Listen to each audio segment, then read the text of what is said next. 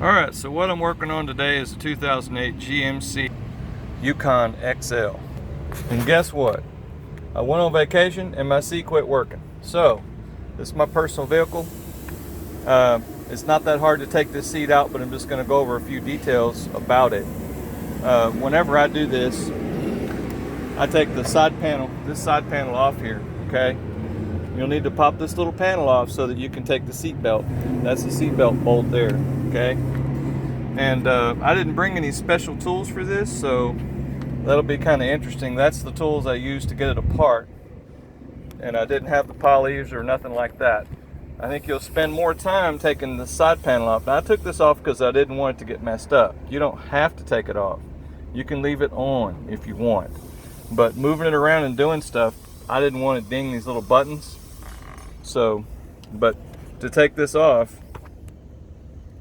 you have to disconnect those little clips. And I'll show those clips in a minute, what they look like. They have a little safety on them.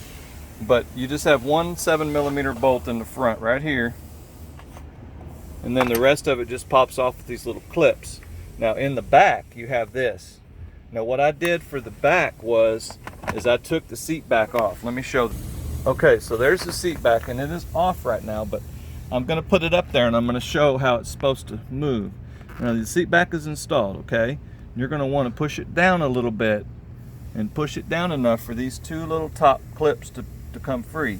And after they come free, then you can pull it back. Now you can pull it back and you can force these to pop loose, or you can stick your hand in here like this and pop each one of those loose. And that's what I did, because they were very tight. Especially this one on the bottom. See, when you push down on this whole seat, this bottom one even gets tighter. So if you manipulate the seat back a little bit, it'll probably come out a lot easier. So that's what it looks like with the seat back off. That's where the clips go. So, and across the bottom back here, before you get this side panel off, there's a panel that goes across the back. And I had to clip that off too. It's not absolutely necessary, but that's how I did it on this. There's a small cover that goes on here. You unclip the clip on the front. It has a little cover. You unclip that clip. Then you just cycle this plastic, this little cam thing. You cycle this up into this position to get it off. When you put the new one on, you're going to want to rotate that back to clip it on. Okay? I'll show you that cover in a second. Okay, so this is the cover. And this is how it orients. And this is in the front. So if you reach around the back, from the back of the vehicle, under the seat, and push that in, push this in like that to get it out. Now what I did is on the back, I just grabbed this with some pliers and just forced it out. It's just plastic.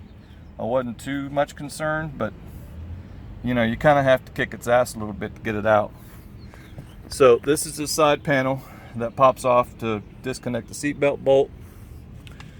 And this particular one here, when you're looking at the seat from the back, this one here just has this little push on that pushes on this bolt like this.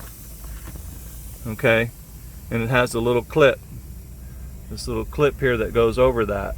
Okay, and so when you put that on there, and you put this plastic cover over it, that secures it on there, which it's kind of cheesy, but I suppose it works.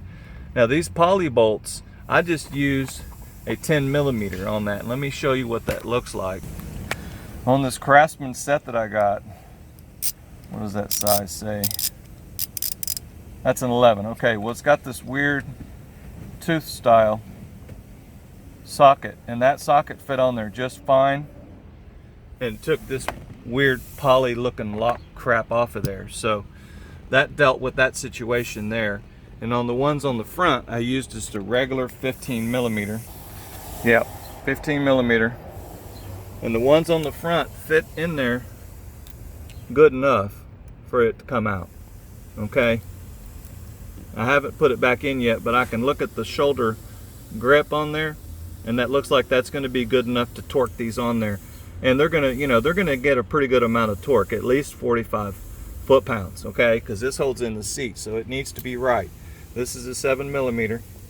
Okay, and this is just an extra socket that I got that I thought I needed, but I don't think I used that one. And then these two little covers pop off the side of the seat to expose these bolts. Okay, there's two here. Just get rid of those. I put things like this to the side because it has electrical stuff on it, and if you bump it or ding it, you got problems, so I take that off. That's how it works. So anyway, that's how this seat works, and it all comes off with one big old giant plug. I'm up here in the DFW area, and I'm at a late model parts salvage yard, and a seat like this, and I think they only sell this complete seat for 200 bucks. So I'll just have to shove the other one in the back. But anyway, I hope this helps somebody, and you know, and y'all have a good day. And that's kind of what it all looks like with the seat out. It was a mess under there, and I cleaned it up, I'll admit. So, but anyway, y'all have a good day, and please subscribe.